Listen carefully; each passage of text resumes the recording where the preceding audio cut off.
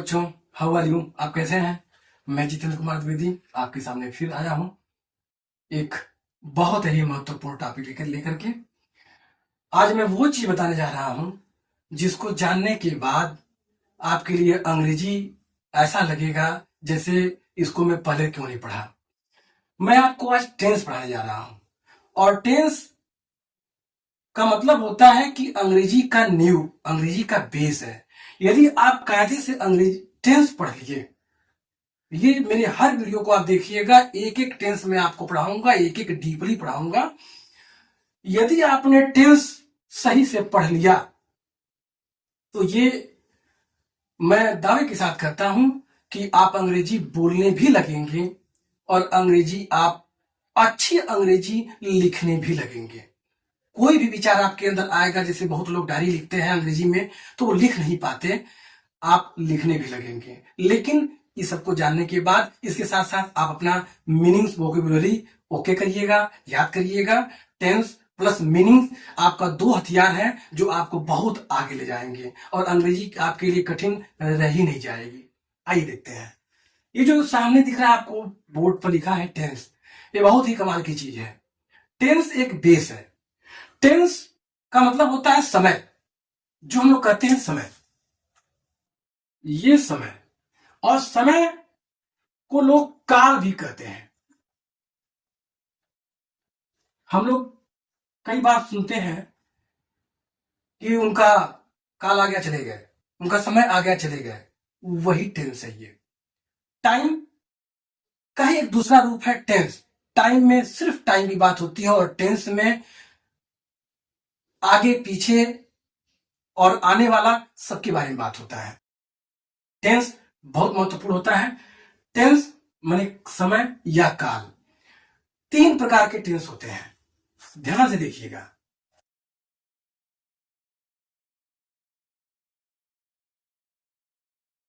Number 1 होता है PRE, लिखिएगा आप, SENT, प्रेजेंट टेंस। टेंस आप यही चीज लगता है।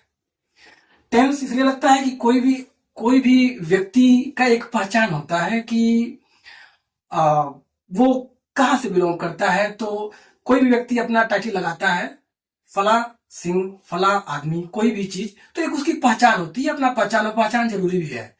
हर व्यक्ति अलग अलग पहचान, जब तक सब लोग मिक्स हो जाएंगे तो हम पकड़ेंगे कैसे कि उसकी पहचान क्या है।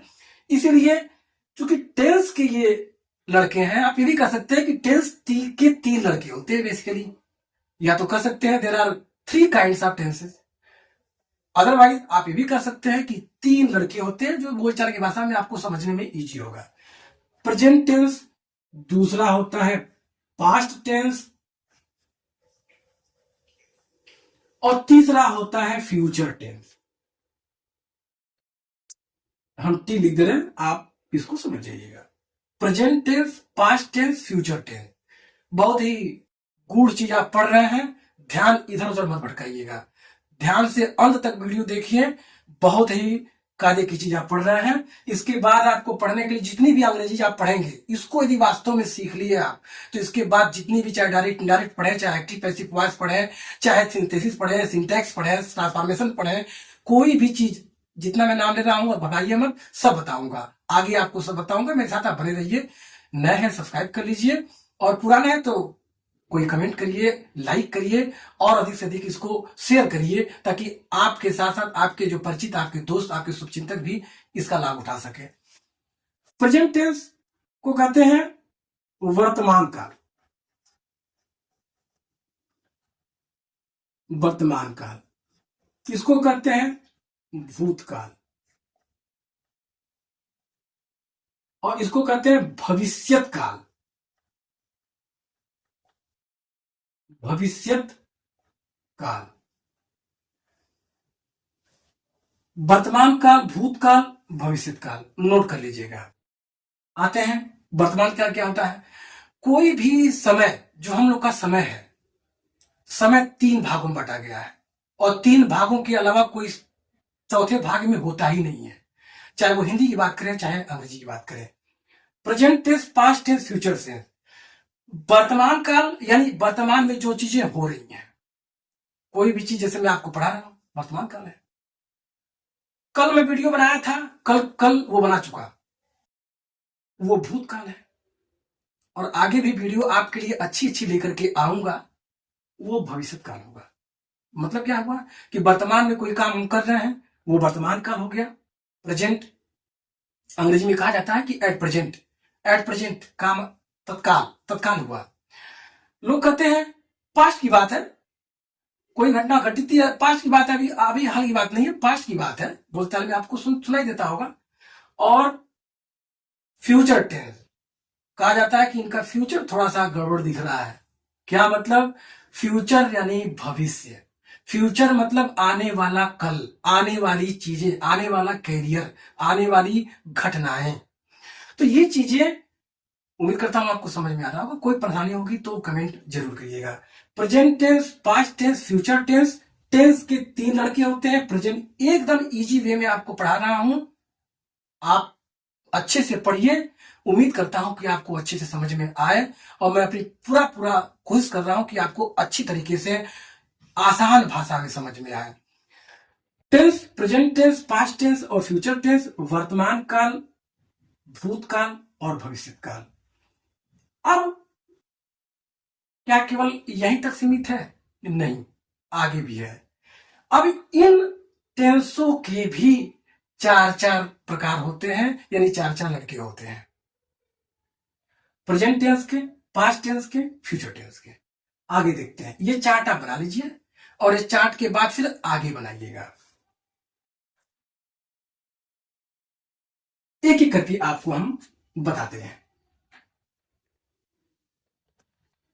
Number 1, present tense.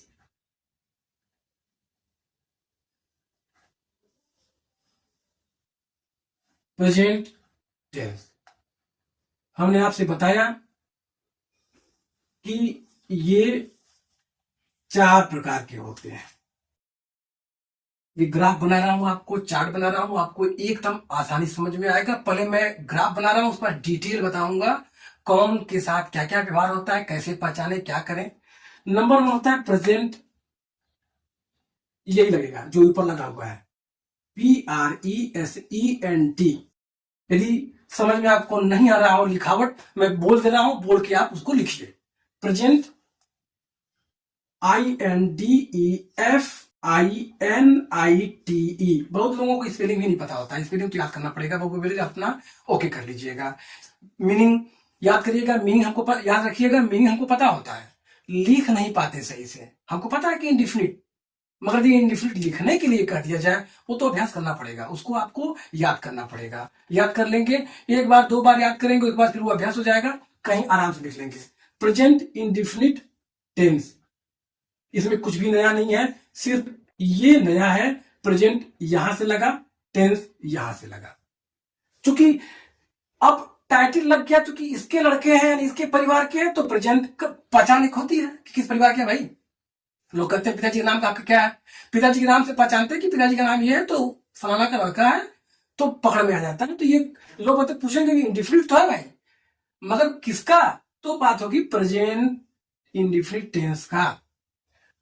दूसरा होता है इसका प्रेजेंट, यही लगेगा, PRESENT, प्रेजेंट, CONTINUOUS। फिर से याद कर लीजिएगा, कंटिन्यूस की स्पेलिंग भी बच्चे नहीं बता पाते, याद कर लीजिएगा, CONTINUOUS। मैं बोल रहा हूं उससे भी आप लिख सकते हैं, इसीलिए मैं लिखने और बोलने का दोनों काम कर रहा हूं, ताकि यदि कोई अच्छा समझ में ना आए तो जो मैं बोल रहा हूं उसको आप नोट कर लीजिए। प्रेजेंट कंटिन्यूअस टेंस, इसमें भी कुछ नया नहीं है, P ये वाला, टेंस ये वाला। Number 3, present, PERFECT, perfect tense. ये भी कुछ नया नहीं है, ये सेम, ये सेम, ये इंडिफिनिट कंटिन्यूअस परफेक्ट। लेकिन आप पूरा याद करिएगा, एक बार आप पूरा याद कर लेंगे तो आपको जिंदगी भर नहीं भूलेगा, और जिंदगी भर नहीं भूलेगा, कभी कोई बात करने के लिए आपको आएगा तो आप वहां से अपने मेमोरी में से लाएंगे और तुरंत बता देंगे। आपके लिए एकदम इजी हो जाएगा। और चौथा होता है जो इसकी हम बताया था आपने, 4 लड़के होते हैं, 1 2 3, और चौथा होता है 4 में प्रेजेंट।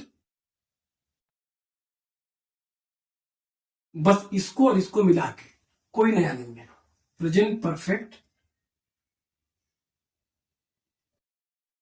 Continuous tense. मैं इसलिए बोल रहा हूं कि यदि यदि अक्षर आपको समझ में ना आए कोई प्रॉब्लम नहीं है, परफेक्ट और कंटिन्यूअस को मिला करके ये बनता है। मैं बोल रहा हूं, बोल भी लिख लीजिएगा, क्योंकि इतने लंबे लंबे नाम हैं कि उसको ज्यादा लिखना थोड़ी से अटपटा लगेगा, लेकिन मैं लिख दे रहा हूं, थोड़ी सांकेतिक दे रहा हूं जो मैं बोल रहा हूं, इसलिए मैं लिख भी रहा हूं, बोल भी रहा हूं, ताकि आपको कहीं कोई दिक्कत हो तो उसको आप जो मैं बोल रहा हूं उसको रुके। PRESENT प्रेजेंट, INTEFINITE समझ में नहीं आएगा, वीडियो रिवाइंड कर लीजिएगा, एक बार फिर देख लीजिएगा। प्रेजेंट कंटिन्यूअस सेम, प्रेजेंट की स्पेलिंग वही होगा, टेंस की स्पेलिंग वही होगा, CONTINUOUS। स्पेलिंग याद कर लीजिएगा, स्पेलिंग अक्सर करके लड़के नहीं बता पाते, स्पेलिंग भी याद करना जरूरी होता है, मीनिंग्स याद करना जरूरी है। प्रेजेंट परफेक्ट PERFECT, टेंस वही रहेगा, और present perfect continuous tense, perfect और कंटिन्यूअस को मिला करके ये चौथा प्रकार बना हुआ है। रिमाइंड कर देते हैं, प्रेजेंट टेंस के पहले आपने पढ़ा टेंस, टेंस में 3 प्रकार हुए जो आप आगे पीछे आप रिमाइंड करके देख लेंगे, नोट कर लीजिएगा, नोट जरूर बनाइए, नोट नहीं बनाएंगे तो आगे आपको भूल भी सकते हैं, नोट जरूर बनाइए, बहुत ही महत्वपूर्ण चीज आप पढ़ रहे हैं। ये इतना सटीक लगभग हमें नहीं लगता कि कोई इतना बताता होगा, बताते होंगे लोग, लेकिन जो मैं आपको बता रहा हूं इतना स्पष्ट तरीके से जो आपको एकदम अच्छी तरीके से समझ में आए, मैं पूरी की पूरी कोशिश कर रहा हूं। उसके बाद भी कोई दिक्कत हो कमेंट में करिएगा, मैं आपको दोबारा बताऊंगा। प्रेजेंट टेंस, प्रेजेंट मैंने बताया tense, there are three kinds of tense, present tense, past tense, future tense. There are 4 kinds of each tense. जैसे प्रेजेंट टेंस के 4 लड़के होते हैं, 4 प्रकार होता है, present indefinite tense, present continuous tense, present perfect tense, present perfect continuous tense. इसी तरीके से अभी आपको पता ही हो गया। अब इसी तरीके से अगला है आपका, केवल ये परिचय है, और परिचय को ही यदि आप कायदे से पढ़ लें उसके बाद डिटेल आगे पढ़ते हैं। नंबर 2 हो गया पास्ट टेंस। हमने बताया आपको कि ये भी 4 प्रकार का होता है। पुरानी चीजें सेम होंगी, पास्ट केवल लग जाएगा, क्योंकि वो प्रेजेंट की बात थी, ये पास्ट की बात है, हम केवल शॉर्ट फॉर्म में लिख दे रहे हैं, present indefinite tense, present continuous tense, sorry past indefinite tense, past continuous tense, past perfect tense और पास्ट परफेक्ट कंटिन्यूअस टेंस। पीछे रिवाइंड करके देख लीजिएगा, सेम है, कुछ अंतर नहीं है। Indefinite tense, continuous tense, perfect tense, perfect continuous tense same है, सिर्फ उसके आगे पास्ट लग गया है, वजह भी है, किस परिवार की हो, कहां से हो, पहचान कैसे होगी, सब एक में मिक्सअप हो जाएगा, अलग हो जाएगा। अलग करना जरूरी होता है, अलग करना इसलिए जरूरी है क्योंकि हम पहचानेंगे कैसे, भीड़ में बहुत लोग जा रहे हैं, कैसे पहचानेंगे वो उनका लड़का है, वो उनका लड़का है, या वो आदमी है मेरा मित्र है। तो ये सारी चीजें जो है इसीलिए नाम रखे जाते हैं, past indefinite tense, past continuous tense, past perfect tense, past perfect continuous tense. अगला आता है, ये वही रहेगा, फ्यूचर टेंस। ये आपका हो गया FU, बहुत लोग फ्यूचर के लिए नहीं बता पाते, याद कर लीजिएगा, FUTURE, फ्यूचर टेंस। इसमें भी कोई अंतर नहीं है, सिर्फ फ्यूचर लगा देना है, सिर्फ फ्यूचर लगा दीजिए।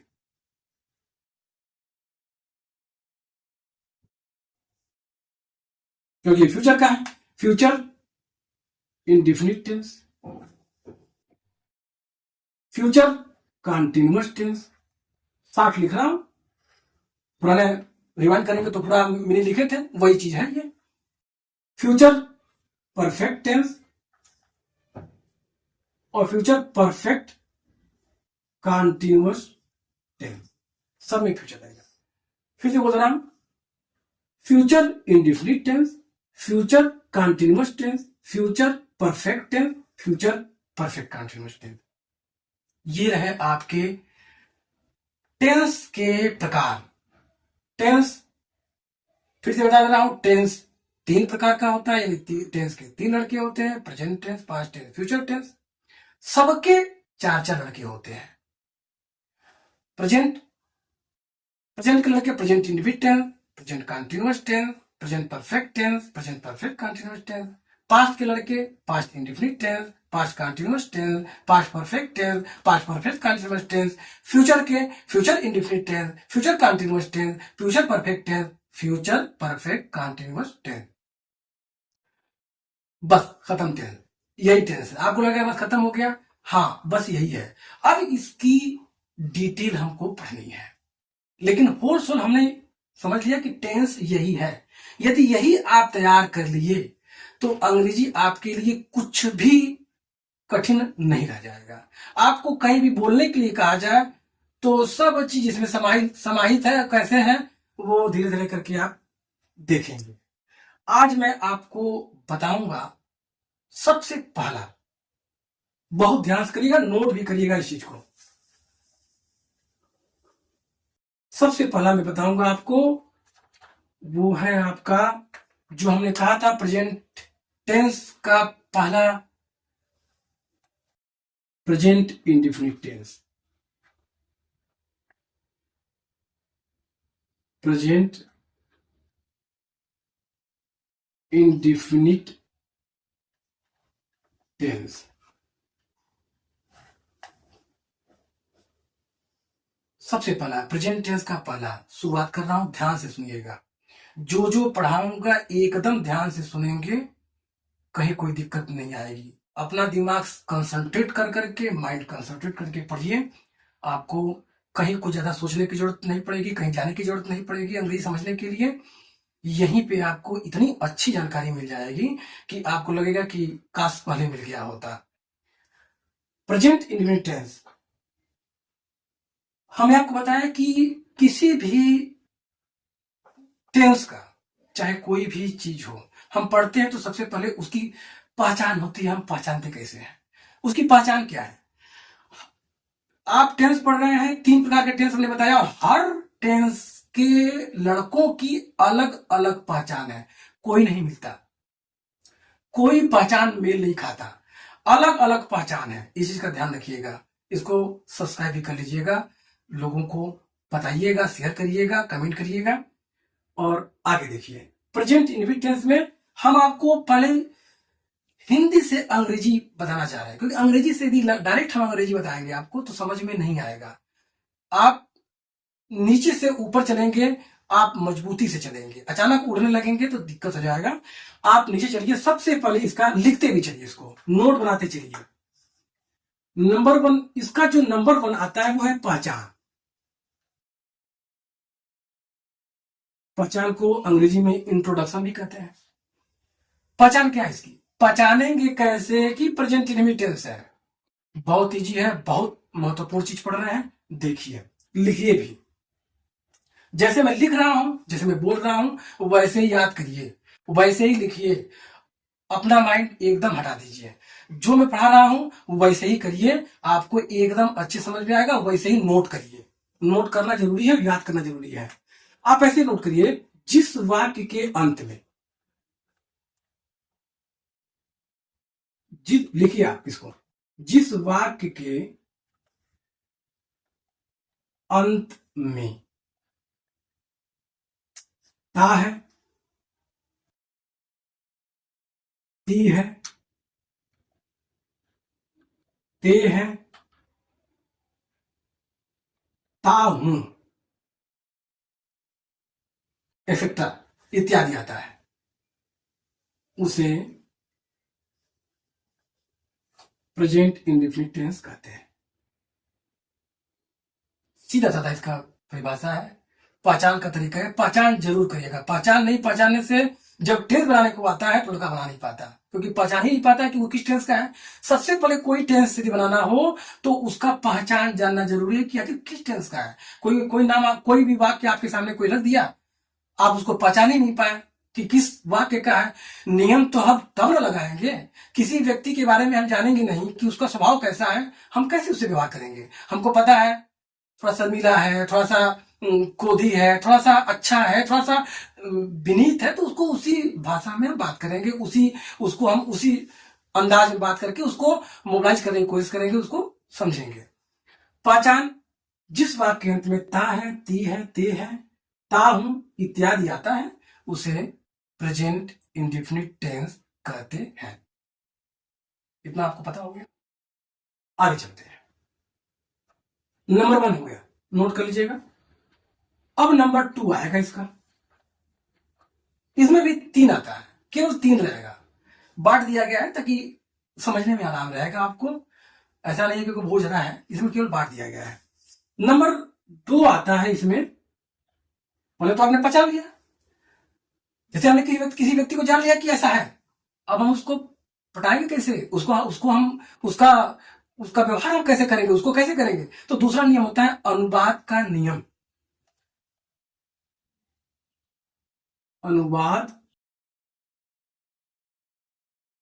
का नियम, इसको अंग्रेजी में आप कहेंगे रूल्स ऑफ ट्रांसलेशन। अनुवाद का अंग्रेजी होता है ट्रांसलेशन। कैसे ट्रांसलेशन करेंगे, कैसे बनाएंगे, तो rules of translation, RULES of translation, TRANSLATION लिख लीजिएगा। रूल्स ऑफ ट्रांसलेशन, हमें पहचान जानिए कि जिस वाक्य अंत में ता है, ती है, ते आते हैं। और उसके बाद नंबर 2 है अनुवाद का नियम। अनुवाद के नियम में भी 3 तरह के वाक्य आते हैं। 3 तरह के वाक्य आते हैं। जो तीसरा वाक्य है उसमें भी 2 तरह के वाक्य आते हैं, बताएंगे आगे। बने रहिए हमारी वीडियो के साथ और वीडियो अंत तक देखेंगे तभी समझ में आएगा, नहीं तो स्किप कर देंगे तो आधा समझ में आएगा, आधा नहीं समझ में आएगा। और समझना बहुत जरूरी है, इंग्लिश बहुत जरूरी है। आगे हर चीज जाने के लिए, किसी भी चीज क्षेत्र में आप जाएंगे, इंग्लिश जाने बगैर कहीं कोई जानकारी नहीं है। इंग्लिश हर क्षेत्र में, किसी बड़े से बड़ा कोई पोस्ट हो, बड़ा से बड़ा कोई चीज हो, अंग्रेजी बहुत जरूरी हो, उसी की शुरुआत आप कर रहे हैं। अनुवाद का नियम नंबर 1 होता है इसमें इसका सिंपल सेंटेंस, SENTENCE।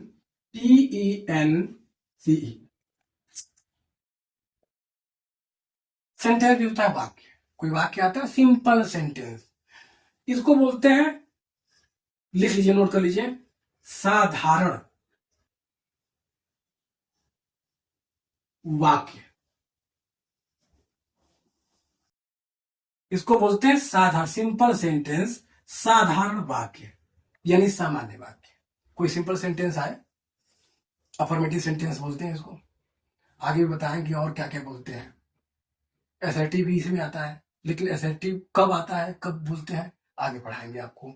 बहुत कुछ जानना है, वीडियो के साथ बने रहिए। बहुत कुछ चीजें इसमें है जो कि धीरे धीरे, अभी बेस चीज आप पढ़िए, बेस को जान लेंगे, आगे अपने आप समझ में आने लगेगा। सिंपल सेंटेंस, साधारण वाक्य।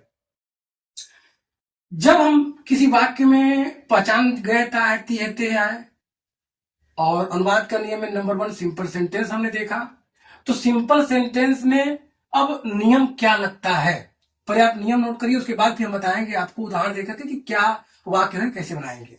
इतना आप नोट कर लीजिए, नोट करके आगे बढ़िए।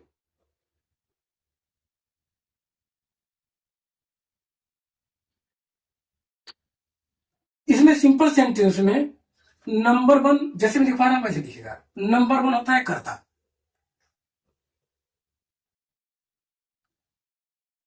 कर्ता मतलब होता है सब्जेक्ट, SUBJECT।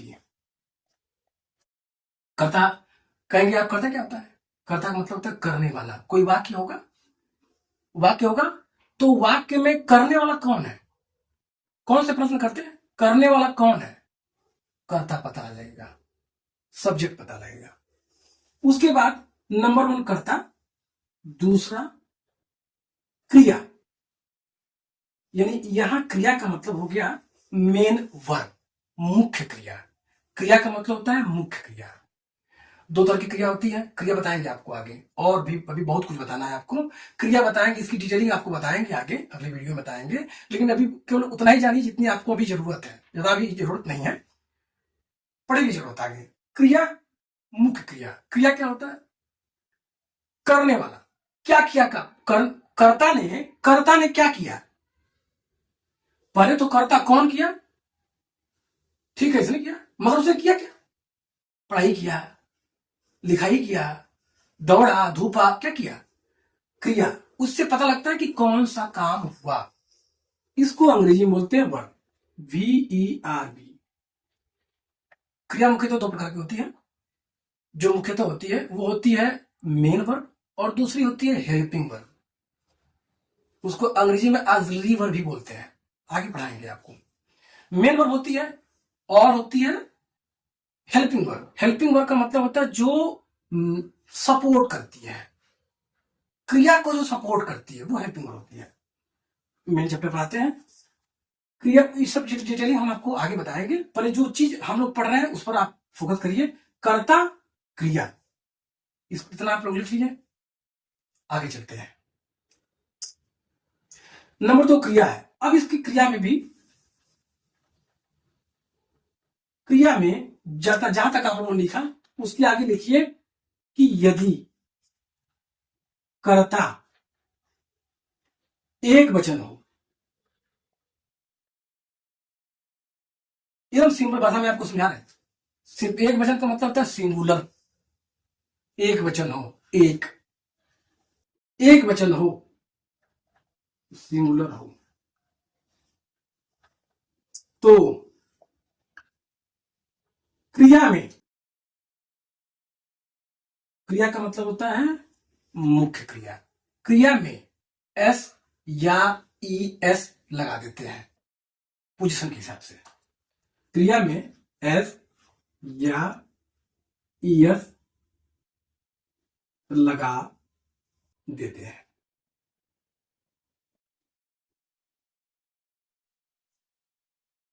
और आगे लिखिए, नहीं तो यदि क्रिया बहुवचन में है तो क्रिया को ज्यों का त्यों छोड़ देते हैं। यानी कर्ता एक वचन हो, कर्ता एक वचन हो, सिंगुलर हो, तो क्रिया में एस या ES लगा देते हैं। और कर्ता यदि बहुवचन हो, बहुवचन हो यानी कि प्लूरल हो, बहुवचन हो, तो जो कहते हैं उसको छोड़ देते हैं। यानी कि जो क्रिया है वो जो कहते हैं उसको छोड़ देते हैं। बताएंगे आगे, आगे समझाएंगे इसका इसका मतलब क्या है। जो कहते हैं छोड़ देते हैं। ये रहा आपका दूसरा। और जो तीसरा नंबर है, तीसरा नंबर है कर्म। कर्म, कर्म को अंग्रेजी में बोलते हैं ऑब्जेक्ट। और कर्म ETC इत्यादि, एक्सेट्रा। ध्यान रखिएगा, पहले कर्ता, इसका अनुवाद करने में पहले कर्ता, दूसरा क्रिया यानी मुख्य क्रिया। क्वेश्चन में यदि कर्ता एक वचन है तो क्रिया में भी S या ES लगा देते हैं, नहीं तो यदि बहुवचन है तो जो कहते हैं छोड़ देते हैं।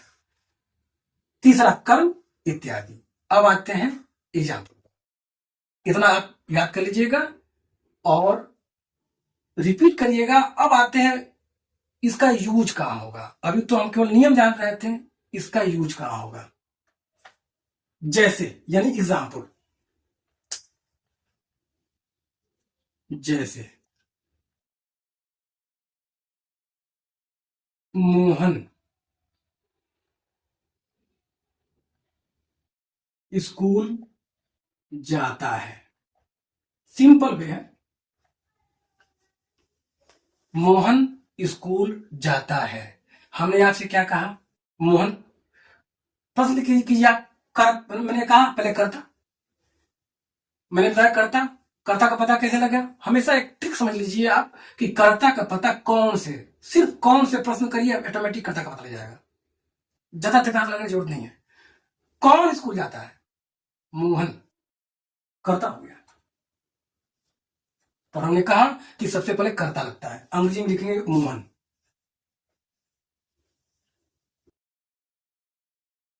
नाम लिखने में तो आपको दिक्कत होगी नहीं, क्योंकि नाम का वीडियो मैंने आपको पहले बना दिया है, इसको बढ़िया से पढ़ लीजिए। एक एक चीज का यूज होगा, आगे एक एक चीज का यूज होगा, तो इसलिए हमने शुरुआती से पढ़ाते आपको चल रहा हूं। मोहन, हमने नियम बताया क्या? पहले कर्ता लिखते हैं। अंग्रेजी में देखिए, हिंदी में और अंग्रेजी में थोड़ी सी अंतर है। यहाँ पे तो मोहन स्कूल जाता है एक लाइन में कर दिया हमने, लेकिन अंग्रेजी में कुछ नियम होते हैं, और कभी भी बिना नियम के आई एम गोइंग, खाइंग, पिंग कभी नहीं करना चाहिए, ये गलत है।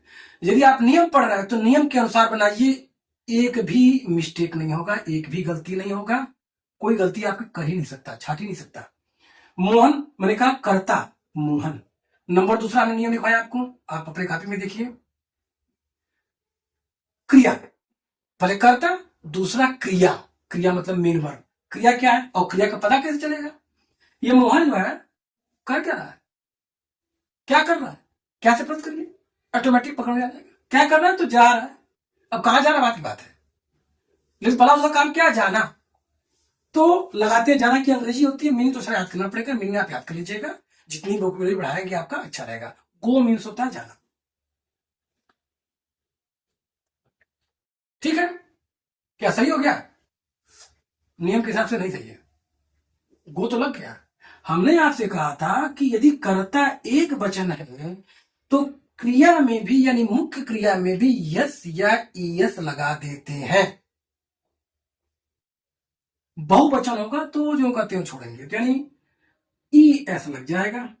अब यस कहां लगेगा, ईएस कहां लगेगा, ये आगे बताएंगे। बहुत कुछ पढ़ना है, धीरे धीरे आप बहुत कुछ पढ़ लेंगे। यस और ईएस कहां लगेगा ये आगे के चैप्टर्स में आप लोग पढ़ेंगे, इस पर भी अगला वीडियो बनाएंगे हम। एक एक चीज जुड़े रहिए, समझ में आएगा। Mohan goes school to school. होता क्या है कि लोग कहते हैं मोहन स्कूल, अंग्रेजी में बोलते हैं को जाता है, मोहन स्कूल को जाता है, तो सिर्फ गो स्कूल नहीं होता, यह है प्रीपोजिशन, बताएंगे, इसको भी बताएंगे आपको। लेकिन चूंकि आपको बहुत ज्यादा जानकारी अभी इसके लिए जरूरी नहीं है, आगे अगला वीडियो में आप बताएंगे। को की अंग्रेजी ही मान लीजिए आप, मोहन गोज टू स्कूल। लीजिए आपने ट्रांसलेशन बना लिया, आपको आ गया। मोहन स्कूल जाता है, यदि आपसे कोई पूछेगा तो आराम से बोल सकते हैं कि मोहन गोज टू स्कूल, कहीं कोई दिमाग नहीं, केवल आप केवल नियम देखे, नियम का पालन किए, ऑटोमेटिक बन गया। लोगों को लगेगा कि कैसे बना दिया यार, लेकिन बना दिया। अब दूसरा एग्जाम्पल देते हैं, जब बहुवचन हुआ तो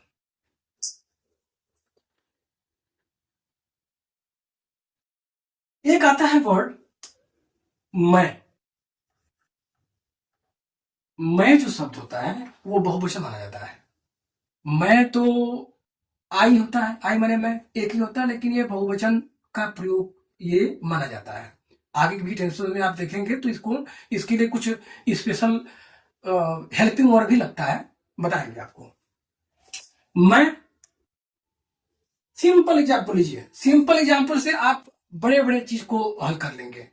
कठिन वर्ड तो बनाइएगा, ट्रेसेस और ट्रांसलेशन भी बताएंगे आपको, बताइएगा, लेकिन अभी आप पर्टिकुलर उस बेस को समझिए जहां से इसकी शुरुआत हुई है, कैसे बनाएंगे। सेम है, मैं स्कूल जाता हूं, मैं स्कूल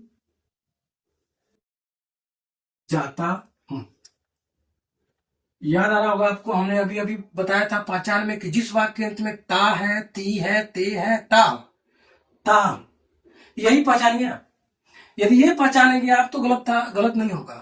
कहीं भी कोई भी ट्रांसलेशन यदि आपको बनाने के लिए दे दिया जाए, मत घबराइए, सिर्फ उसका पूछ पकड़िए क्या है, और ये उसको सो मत होने दीजिए कि हम यार हमको नहीं आ रहा, हम मन में सोच रहे हैं। नहीं नहीं, उसने बोला कि क्या ट्रांसलेशन बनाओगे क्या, आप कहें यस बना लूंगा, तो कोई ट्रांसलेशन आपसे पूछ दिया मोहन स्कूल जाता है, अब आप लगे घबराने, मैं स्कूल जाता हूँ, आप घबराने लगे कैसे बनाओगे यार, नहीं, तुरंत मैंने सोचिए कि इसका पहचान नियम तो बताया गया, आपको जानकारी है, जिस वाक्य में ता है ती है ते ओ ता है ती है प्रेजेंट इंडिफिनिट टेंस है, प्रेजेंट इंडिफिनिट टेंस में क्या नियम लगेगा, तो ये नियम लगेगा, ऑटोमेटिक आ जाएगा। मैं स्कूल जाता हूं, ता, ते, ती, आई, आई माने मैंने कहा पहले कर्ता, दूसरा क्रिया, मुख्य क्रिया, जाना, गो, गो ही लगेगा। क्यों? क्योंकि हमने कहा ना, यदि कर्ता एक वचन है तो क्रिया में ऐसे या इस लगाते हैं, कर्ता बहुवचन है तो उसको जो कहते हैं छोड़ देते हैं, कोई दिमाग नहीं आएगी। आई गो टू स्कूल, इसी तरीके से फुल स्टॉप। यदि इसी तरीके से आपका राम और मोहन, श्याम और सुरेश, तो श्याम के बाद ऐड लग जाएगा, गो वैसे कभी दिया जाएगा। उम्मीद करता हूं आपको समझ में आ रहा होगा, और ज्यादा से ज्यादा लाइक करिए, ज्यादा से ज्यादा सब्सक्राइब करिए, ज्यादा से ज्यादा शेयर करिए आप लोग, ताकि और भी चीजें आप लोग के पास अच्छी तरीके से पहुंचे। ये रहा आपका सिंपल सेंटेंस। सिंपल सेंटेंस कैसे बनाएंगे आपको हम निगेटिव भी बता दे रहे हैं। निगेटिव में कैसे होगा, अनुवाद के नियम का जो दूसरा होता है वो होता है निगेटिव सेंटेंस। पहले तो सिंपल सेंटेंस था, अब सवाल उठता है कि यदि सर यदि सिंपल आ गया वाक्य तो बना लिया हमने, और निगेटिव आएगा तो मैं नहीं जाता स्कूल, नहीं जाता हूं तो कैसे बनेगा, बता रहा है। ध्यान से देखिए, इसको बोलते हैं NEGA, लिख लीजिए, NEGATIVE, निगेटिव सेंटेंस। सेंटेंस की स्पेलिंग वही है जो मैंने अभी बताया है, सेंटेंस।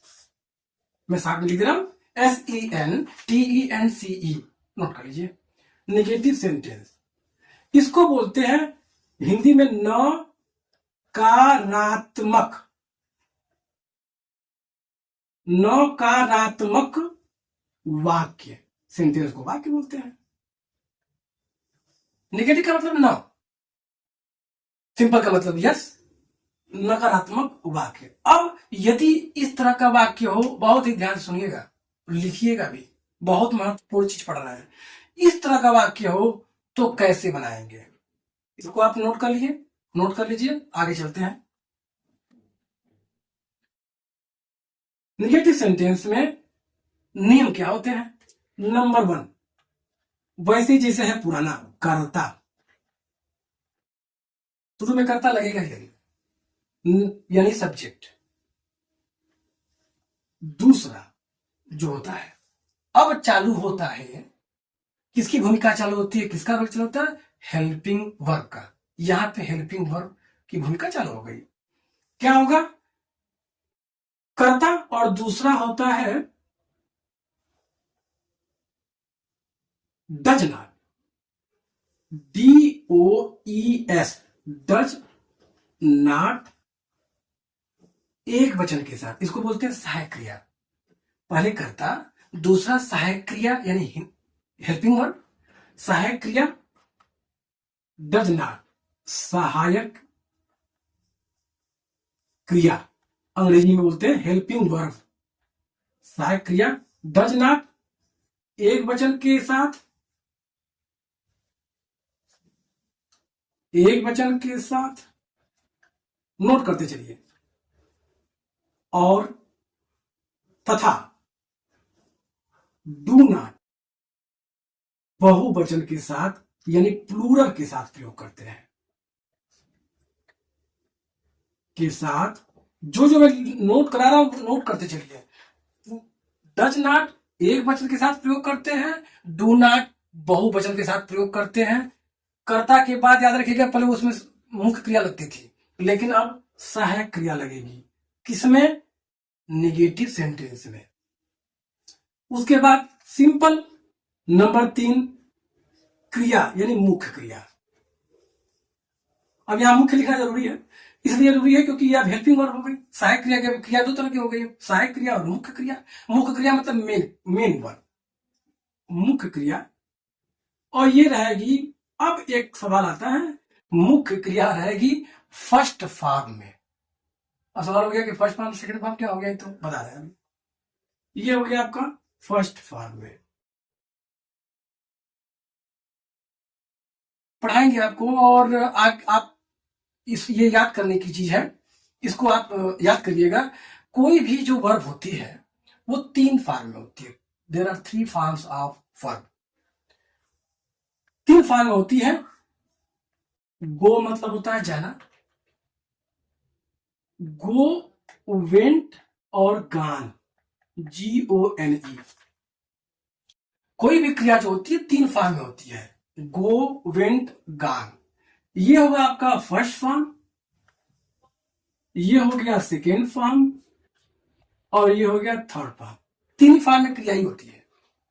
जो क्रिया होती है वो एक चीज आपको बता देता हूं, जो क्रिया का जो मूल, जहां से वो मूल चीज होती है, वो हमेशा उसके साथ टू लगा होता है। जैसे जाना है, ये थोड़ा नई चीज है, आप इसको समझ लीजिएगा, आगे बताया जाएगा और भी डिटेल में। टू गो, जैसे जाना को कभी भी यदि लिखता है कोई व्यक्ति या लिखा जाता है, तो सिर्फ उसको ऐसे गो नहीं लिखता है, टू गो लिखता है। उस टू गो को उठा करके सेंटेंस में लाने के लिए फर्स्ट फॉर्म जहां लगना था गो करते हैं, सेकेंड फॉर्म लगता है तो गान वेंट करते हैं, और थर्ड फॉर्म लगता है तो गान करते हैं। इन तीनों का प्रयोग है। आगे आपको बताएंगे कहां का प्रयोग है। तो यहां पे आप गो, वेंट, गान लगा, तो यहां पे अभी इसको आपको, इन सब चीजों को आपको अभी जरूरत नहीं जानने की। आपको जरूरत जानने की केवल गो फर्स्ट फॉर्म की है। फर्स्ट फॉर्म रहेगा, और चौथा रहेगा कर्म इत्यादि एक्सेट्रा, मतलब होता है ऑब्जेक्ट, ऑब्जेक्ट एक्सेट्रा। इसलिए मैं ऐसे कर रहा हूं क्योंकि आप उसके पहले बता ही दो, सेम नियम रहेगा, थोड़ी थोड़ी परिवर्तन होंगे, और समझने में और याद करने में भी इजी है। पहला कर्ता, दूसरा डज नॉट एक वचन के साथ, डू नॉट बहुवचन के साथ, और मुख्य क्रिया फर्स्ट फॉर्म में, चौथा कर्म इत्यादि। लिख लीजिएगा इसको। जैसे एग्जाम्पल,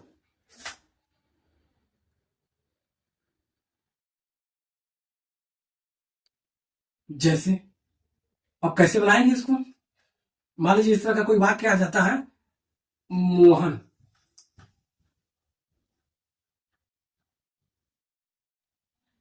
स्कूल नहीं जाता है। जिस वाक्य के अंत में ता है, ती है, ते है, ता आता है प्रेजेंट टेंस, वो नियम लगेगा ही लगेगा, पहचान लगेगा। मोहन स्कूल नहीं जाता है, कोई कठिन नहीं है, नियम, सिर्फ नियम लगाते जाइए। जो भी नियम आपका है लगाते जाइए। पहला करता, कौन करता, कौन, मोहन। कौन जाता है, मोहन। अगला नियम ने क्या बताया कि ता है, ती है लगा, प्रेजेंट ने क्या बताया कि डज नॉट एक वचन के लिए, डू नॉट बहुवचन के लिए, मोहन एक है, कई तो है, मोहन एक ही है, does not, Mohan does not, not मतलब नहीं। और हमने फिर बताया आपको कि क्रिया फर्स्ट फॉर्म में गो, और बाकी वैसे को वैसे तो जाएगा जैसे आप पीछे बताया, टू स्कूल, यानी आपने निगेटिव ही बना लिया। Mohan does not go to school. Simple में आपने देखा मोहन स्कूल जाता है को आप समझे मोहन गोज टू स्कूल। यदि कोई बोला मोहन स्कूल तो नहीं जाता है, मोहन स्कूल नहीं जाता है, Mohan does not go to school.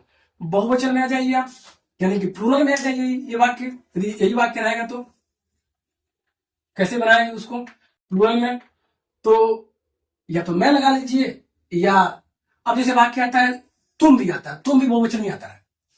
You जो होता है वो भी प्लूरल ही होता है, वी प्लूरल होता है, वी माने हम होता है। अभी मीनिंग याद करनी पड़ेगी आपको, धीरे धीरे आपको तो हम पढ़ाते जाएंगे, आपको समझ में आता जाएगा।